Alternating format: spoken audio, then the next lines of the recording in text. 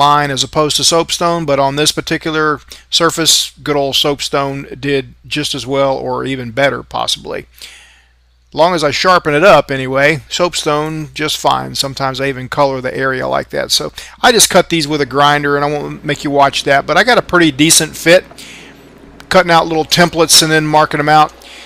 And these nice little copper third hands are pretty awesome, and I wish I remembered or could find the email of the guy that sent them to me. I'd like to give him a big thank you again. But they're solid copper third hands, and they provide a really good way to hold things down as well as a really good ground.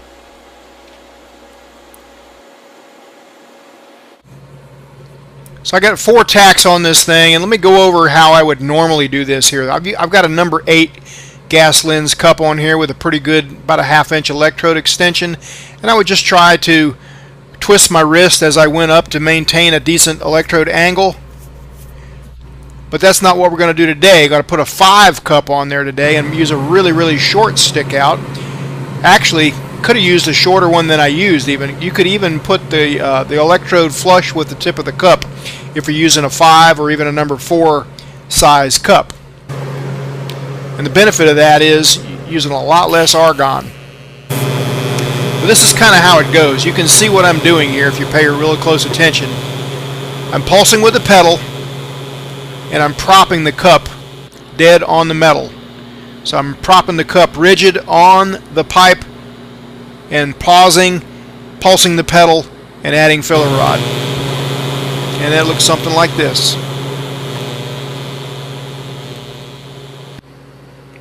Just to give you an idea of how the foot pedal looks, it's somewhere between a 1/2 second and 1 second.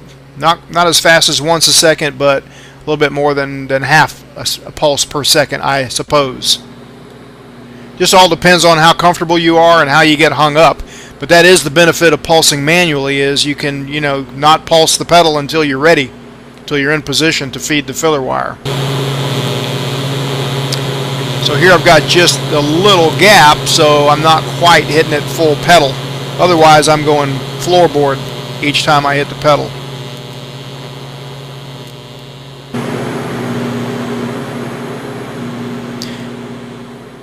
Getting ready to swap hands here and go left-handed, and that is another benefit of pulsing manually if you're going to pulse, because when you swap hands, generally you're a little bit more clumsy, a little bit slower.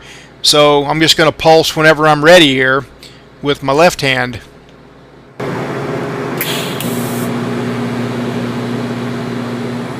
Don't get me wrong, I prefer to weld right-handed whenever I can, but sometimes it's good just to practice, just to stay in practice with left hand, because there's always that time when that's pretty much the only option. So I'm trying to not back off enough to leave any kind of crater or anything here, but back off the pedal enough that it definitely cools the puddle off. And I'm trying to maintain somewhat of a rhythm.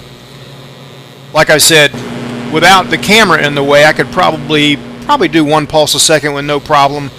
But working around a camera, it's going to be 0.7 pulses a second, something like that. It's all good under the hood either way.